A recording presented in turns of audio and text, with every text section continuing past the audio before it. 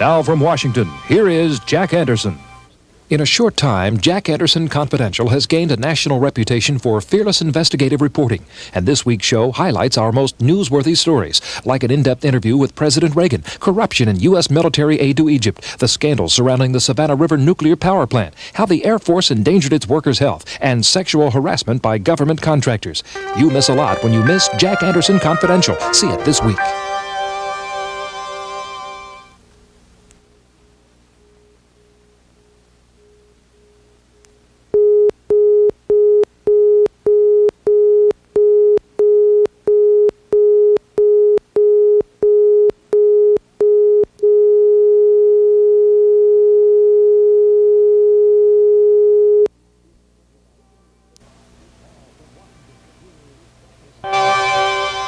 Is nuclear safety being threatened by illegal union practices? Some of them don't know how to do nothing, don't know how to light a burning torch, or even strike an arc or hook up a welding machine, let alone be out there on the job. Just liberated from 7 years in a communist prison. In prison there, it's just one day at a time. It's not the future of what I'll do in 10 years, 5 years, or whatever. It's one day at a time. And you make it the best way you can. A community hit by a cancer outbreak struggles for answers and help. This lady over here in this house had uterine cancer. This lady had cervical cancer. And this lady over here had, I believe, stomach cancer. She had some kind of cancer. These stories coming up next on Jack Anderson Confidential. And now from New York, here is Jack Anderson. This is Wall Street, the center of the international banking system, a system on the edge of a crisis so severe that the Central Intelligence Agency is preparing drastic measures. Something must be done to avert the breakdown of the free world's monetary system.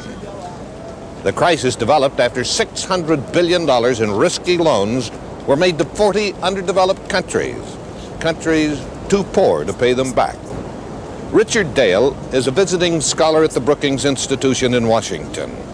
The CIA came to see him because he's one of the foremost authorities on international banks. He spoke with my colleague, Terry Repack. Well, as I understand it, the CIA take the view that the momentum towards collapse is already far advanced, and that the political will to anticipate the problems that may arise is simply not there. And I think they take a rather skeptical view about the whole problem, namely that governments will not act until, in a sense, it's too late. And that is one particular interpretation.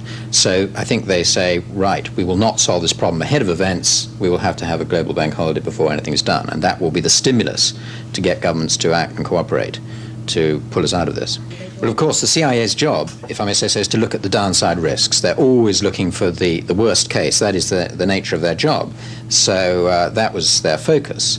But having said that, I think that so far as I'm aware, their analysis of this situation is quite realistic. The problem is that the international banking system oils the wheels of international trade. If the international banking system ruptures or breaks down in any way, the wheels of international trade grind to a halt. International trade has been growing very rapidly in recent years. If that was suddenly to grind to a halt, you would have jobs lost here on a very large scale.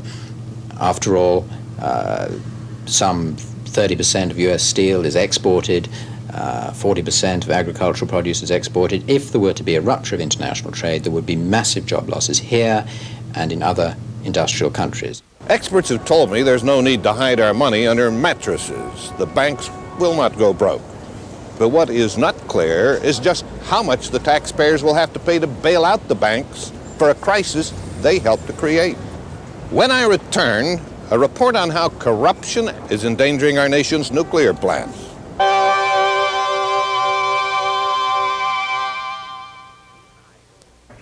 You and I live in the same community, the world community. And when someone is hurting somewhere in the world, we need to be concerned and, if possible, involved. Hi, I'm Jamie Farr. All politics aside, I have a way for you to get involved in helping the suffering children and adults in one of the hurting places of the world right now, Lebanon. The way is through this toll-free telephone number on your screen. Your gift in any amount through International Christian Aid will be used to provide food, clothing, tents, blankets, medicine, and other emergency supplies. Just call this toll-free number and tell our operator the amount you'd like to give. We'll do the rest. You know from the news that there are thousands of suffering people in Lebanon. This telephone call will be your compassionate contact to get involved. Your telephone call and your gift are needed right now, so please call now.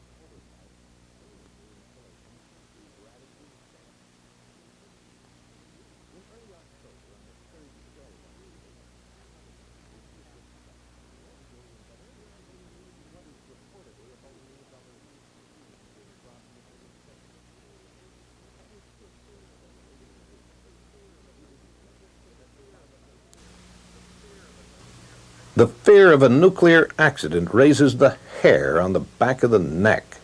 An accident in a nuclear plant, for example, could fill the atmosphere with deadly radioactivity. The nuclear industry claims its plants are the safest in the world. Well, I have evidence that disputes this. Evidence of shoddy workmanship that threatens the safety of some of the nation's nuclear power plants. Here's the chilling story. At many nuclear construction sites, welders must belong to the Boilermakers Union. They earn up to $30,000 a year, but a certified Boilermaker must have months of training, years of work experience. Now I've learned that corrupt union officials have been selling union membership books to anyone who's willing to buy a job. Someone can walk off the street, purchase a membership book, and take a high-paying welding job at a nuclear plant. This book was purchased illegally. The man who bought it doesn't dare be identified. He's afraid of reprisals. Another frightened worker spoke from the shadow to my associate Greg Rushford. Let's call this man Mr. X. How does the scam work? From what they told me, they just walked in there with the money in one hand and got the book with the other one. I walked back out the door, and some of them tell you they didn't have to fill out no applications, show no experience, or nothing. Just walked in and told the man they needed a job. So he hauled off and sold them a book. Just like that? Just like that. For cash? Cash. How much does it cost? The book itself is $400 now. Gary Boring works as a Boilermaker in Pennsylvania. He confirms Mr. X's charges. Boring worked on the 3 Mile Island nuclear plant. He knows how dangerous it is to have unqualified workers on the job site. You could have blow up, you could have weld come apart. Now, why are you speaking out on this? We were fed up, period, with the way we were treated as Boilermakers. We were sick of seeing what was happening to work. There's a lot of other people who were sick of it, but due to fear of loss of work or not getting referred, these individuals, a lot of them are sympathetic, but they won't come forward. Did you ever see any shoddy work done in the 3 Mile Island plant? Yes, I did. And to my estimation, if we are going to go through with nuclear power and we're going to try to develop this as a source of power nationwide, then the respect has to be given that industry, and there is everything on it, including the front gate, is essential. Boring told his story of corrupt labor practices and shoddy workmanship at nuclear plants to Senator Orrin Hatch, the Senate Labor Chairman. As you know, they were selling these union books to people who were incompetent to weld, let alone work as welders on nuclear power plants. And I think that that it's important that we have the very best people working on those plants, and these people were fraudulently selling these books, and I might add, in a criminal fashion, and I would say to the detriment of the workers who belong to the Boilermakers Union. Senator Hatch happens to be an ardent nuclear supporter, yet he's worried about nuclear safety because of the poor workmanship at some plant sites. The problem has come to the attention of the Nuclear Regulatory Commission, which shut down the Zimmer nuclear power plant near Cincinnati. This is the Commission's internal computer record of the safety defects at the Zimmer plant. In computer jargon, it states that substantial faulty welding has been discovered at the plant and that priority has been given to checking the qualifications of the welders. Now, it's too early in the investigation to establish a positive connection between corrupt labor practices and faulty workmanship at the Zimmer plant. But Senator Hatch feels that the Justice Department has been negligent in pursuing this critical safety issue. When we actually proved that there was fraud, that there was criminal conduct, that literally they were selling these cards, these union books, and selling them to people who were incompetent to do work on nuclear power plants, we proved that, and we referred it to the Justice Department, the Department of Labor, and frankly, I haven't heard much back since. I asked the Nuclear Regulatory Commission how widespread the faulty welding is in nuclear plants. I was given the official brush-off. The Commission said no comment because the matter is under investigation. The Justice Department's response was even briefer. Its spokesman just said no comment. But I have evidence of specific crime. I can document dozens of illegal purchases of Boilermakers Union books. And I'll make this available to any regulatory or law enforcement agency that might be interested. When I return, an exclusive interview with a CIA mercenary who has spent 6 years in a communist prison.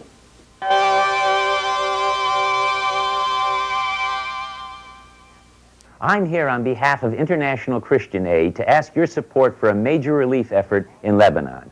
Putting all politics aside, most would agree we must now turn our attention toward helping the homeless and needy, and especially the children. Children like this young boy who suffered severe burns. He was found and helped by International Christian Aid, a world relief agency that is already at work providing emergency relief in Lebanon. Thousands of these innocent little ones desperately need your help and mine. This toll-free number on your screen is a way for you to help them.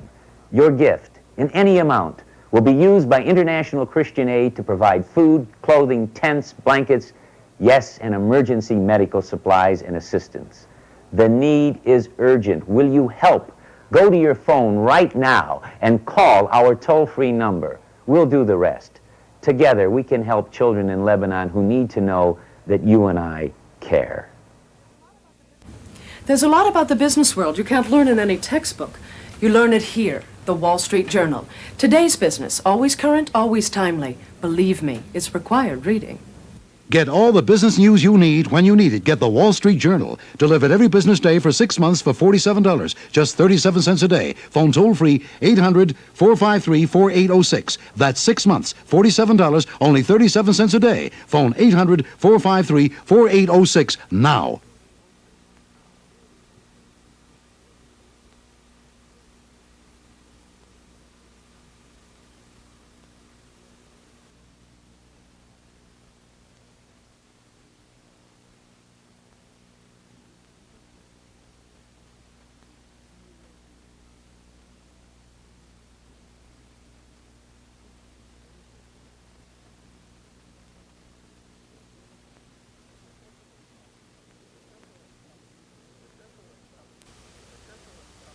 The Central Intelligence Agency has been conducting secret subterranean wars around the world. The CIA has sponsored rebellions in such faraway places as Cuba and Cambodia, Laos and Iraq. One of the most secret operations was run in the remote African nation of Angola. Gary Acker, an ex-Marine, signed on to fight communists in Angola 6 years ago. He was then 21 years old. He was captured by the communist forces before he saw any action. He was sentenced to 16 years in an Angolan prison. Last month, Acker was released as part of a prisoner exchange with the Soviets. He described his experience in an exclusive interview with my associate Indy Badwar. The prison clothing, what they gave us, one time they gave us what we called a monkey suit, was a brown overall type thing, and this I refused to wear.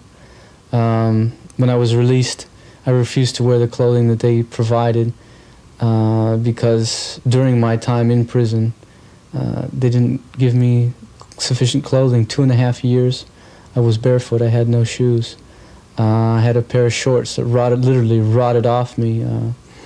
The guards would laugh and say, "A white mercenary." And when I asked for clothes, they refused to give me clothes. So when my time came, I refused to wear their clothes. What about medical treatment? They refused it to you once. They refused it to me several times. I had malaria one time, and they refused to treat me, so that was in 1978, so I completely stopped asking for medical treatment. I never accepted any since. In prison there, it's just one day at a time. It's not the future, what I'll do in 10 years, 5 years, or whatever. It's one day at a time, and you make it the best way you can. What caused you to become a mercenary? That's difficult to answer. Besides a little money, combat experience. What did you know about Angola? Well, really, at that time, I knew very little. I didn't even know where Angola was. But I read articles. I read 1 or 2 articles in the newspaper, and I saw that the FNLA was Western backed. So that was the one I got into, especially seeing the article about David Bufkin. The man Acker mentioned, David Bufkin, has signed an affidavit admitting he had recruited Acker for the CIA. Bufkin hired mercenaries by placing ads in the Sacramento Bee newspaper.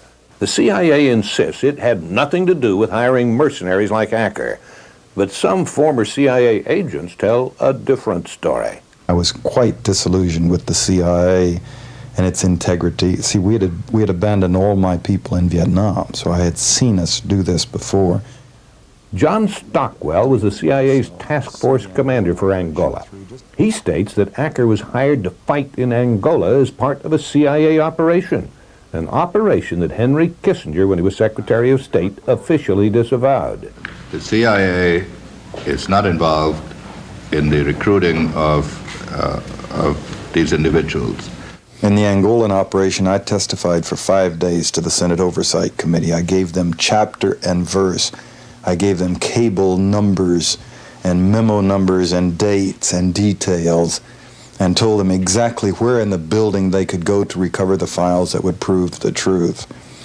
And in the end, they decided that they simply weren't willing to try to clash with Henry Kissinger over a matter of perjury.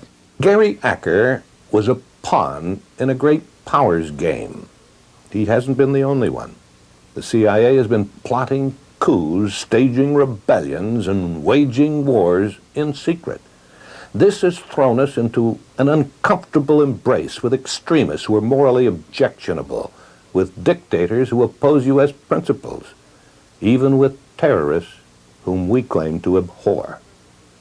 1 of every 3 Americans will be stricken with cancer. A look at what's happening now to Midland, Michigan, when I return.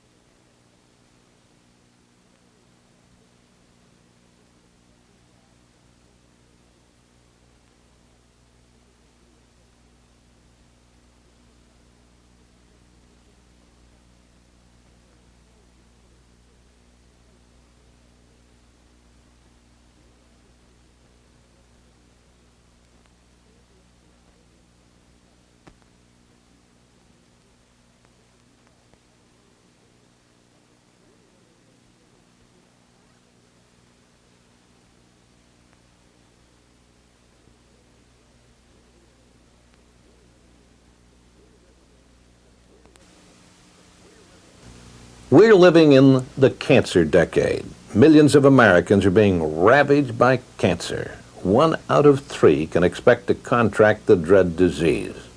What's the cause of the epidemic? Well, doctors disagree, but they generally do agree that the environment is a significant factor. This is the story of a frightening outbreak of cancer in Midland, Michigan, the site of the nation's largest chemical complex. This is the Michigan division of the Dow Chemical Company. This mammoth plant dominates the small city of Midland. Federal agents have accused Dow of pouring toxic chemicals into the local river. Dow admits venting hazardous and radioactive waste into the air. It acknowledges burying a cancer-causing agent in a local field. Yet Dow insists that its environmental controls are stringent, that its waste dumping practices are designed to protect public safety. And until recently, the residents of this company town were eager to believe that what was good for Dow Chemical was also good for Midland. My colleague Sheila Hirschhaus spoke to Linda Kearns. She's a housewife who's raising 2 children near a Dow waste dump. It's called the Rockwell Pit. 2 years ago, benzene was traced from the Rockwell Pit, where it seeped under the ground and spread westward toward the Kearns home. Benzene has been named a cancer-causing agent. The contamination also spread toward Bailey Bridge Road, where Linda Kearns grew up. Well, there's so much cancer and sickness. This lady over here in this house had uterine cancer. This lady had cervical cancer. And this lady over here had, I believe, stomach cancer. She had some kind of cancer. And this little girl has kidney problems, which her father used to swim and fish in that pond. They used to take the fish home and eat it. And his sister died of leukemia. She was 9 years old. His brother has a brain tumor. The next house is my mother's house. She has diabetes, anemia, heart problems. There's just, I could name so many people. There's like 29 people that I know of. Nobody cares. It's just like Dow said it's not, the dump isn't leaking, so that's it. Nobody cares that there's sickness around here. Benzene has been linked to blood disorders like leukemia and anemia. Both Linda and her mother have been diagnosed as anemic. Now she fears her children will develop some terrible diseases. Vince Castellanos is the hazardous waste investigator for Ingersoll Township. This is the area where Bailey Bridge Road is located. I do not feel there's been an adequate amount of research and review done on this landfill and its possible impact that it's already had on our residents in the area. I am a stockholder of Dow Chemical. Many of us that are residents of the area are stockholders and employees of Dow Chemical, but enough is enough. Mark Enzer drove a truck for a company that hauled hazardous waste for Dow. Earlier this year, he was ordered to pump liquid out of the Rockwell Pit. They told us that it was rain oil that had run down through the pit, but it had like a yellowish tint or a hue to it, and it had a really potent odor. You couldn't stand within 5 feet of it without getting nauseous, you know, making your eyes water. Enzer also helped Dow clean up a styrene spill at a ditch called the Lingle Drain. Styrene has been found to cause liver, blood, and neurological disorders. They had told the people over there on the street that the Lingle Drain had run through the backyard. They had told them that it was oil from an old sewage line that had been there for a long time.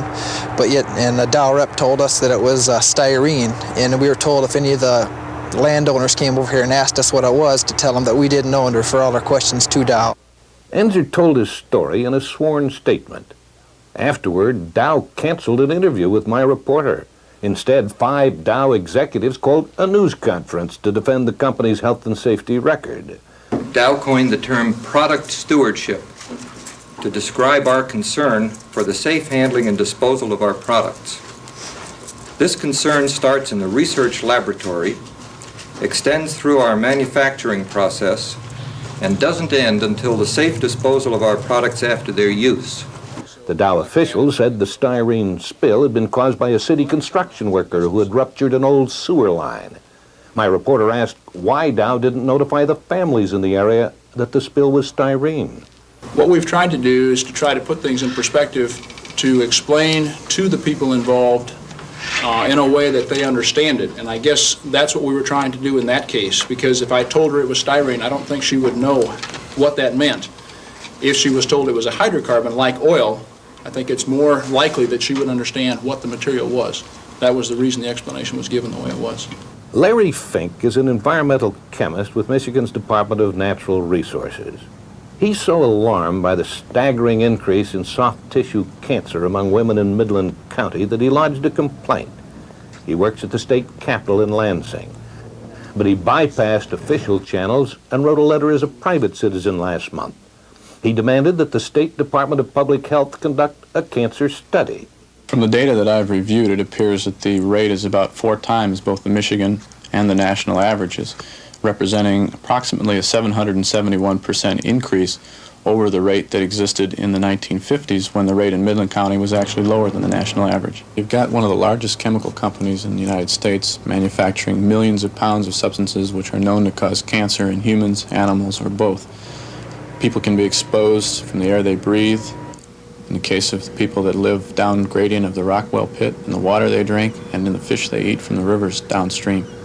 Many Michigan residents fear that state agencies are unwilling or unable to police a company as powerful as Dow. 4 years ago, the state legislature created a tough agency, the Toxic Substance Control Commission, to protect the populace against hazardous waste.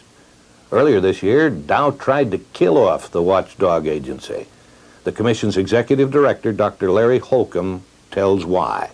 Dow will say that they perceive that we overlap other agencies and that we are not needed. I think that they are a bit worried that we will continue to probe deeply into situations like this Rockwell pit, and if we find a problem, that it will be publicly embarrassing for them. The Michigan Public Health Department responded to the citizens' complaint by promising to investigate both the cancer rate around the Rockwell pit and the increase in soft tissue cancer among women in Midland. But environmental studies take years to complete. This is the usual response to environmental complaints. An investigation is promised, a study is ordered, but action is postponed. The benefit of the doubt, meanwhile, is given to the alleged polluters, seldom to the victims. Next week, a special Christmas presentation with the most stirring moments from our past shows. I'm Jack Anderson in Washington.